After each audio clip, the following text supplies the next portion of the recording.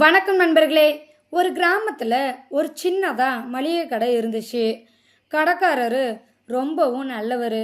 கிராமத்தையே தன் குடும்பமாக பார்த்து அன்பும் பாசமும் காட்டுவார். கடனுக்கு யார் பொருள் கேட்டாலும் கொடுத்து விடுவார். தேவையான பொருளை எல்லாரும் அவரிடமே வாங்கினார். மதிய நேரத்தில் சாப்பாட்டிற்கு வீட்டுக்கு செல்வார்.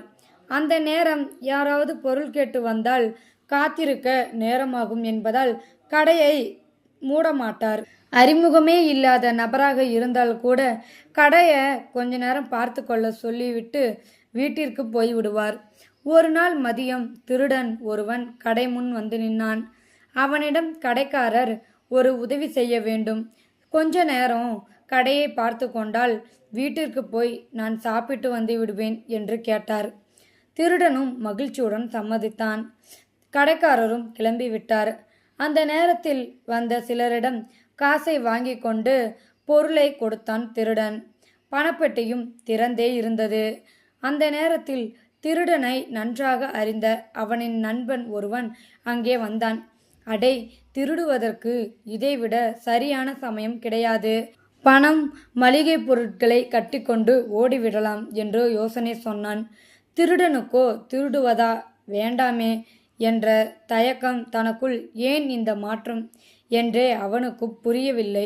சிறிது நேரம் சிந்தித்தவன் தன்னை நம்பிய கடைக்காரருக்கு துரோகம் செய்ய மனமில்லை என்று சொல்லி நண்பனிடம் மறுத்துவிட்டான். கொஞ்ச நேரத்தில் கடைக்காரர் வந்துவிட்டார். அவரிடம் எல்லா பொருளும் சரியாக இருக்கிறதா என்று பார்த்து கொள்ளுங்கள் என்றான். கடைக்காரரோ, ஏன் இப்படி கேட்கிறாய்? உன் மீது கொண்ட நம்பிக்கையால் தான் கடையை ஒப்படைத்து சென்றேன். ஆனால் பணத்தையோ பொருளையோ சரிபார்க்க தேவையில்லை என்றார். கடைக்காரரின் நம்பிக்கை மிக்க பேச்சை கேட்டதும் திருடனின் வருத்தம் அதிகரித்தது. உங்களை போன்ற நல்லவர்களுடன் ஒரு நாள் பழகியதற்கே மனம் இவ்வளவு தூய்மையாகிவிட்டதே. வாழ்நாளெல்லாம் உங்களை மாதிரி நல்ல உள்ளம் படைத்தவர்களின் அன்பு கிடைத்தால் அதைவிட எனக்கு வேறு எதுவும் தேவையில்லை என்றான். கடைக்காரர், நீ சொல்வது புரியவில்லையே என்றார். ஐயா, என்னை மன்னித்து விடுங்கள். நான் ஒரு திருடன். என் நண்பனும் நானும் கடையில் திருடிவிட்டு ஓட எண்ணினோம்.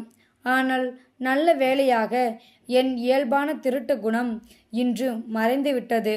இனி ஒரு நாளும் திருட மாட்டேன் என்று அழுதான். கடைக்காரரின் காலில் விழுந்து வணங்கினான்.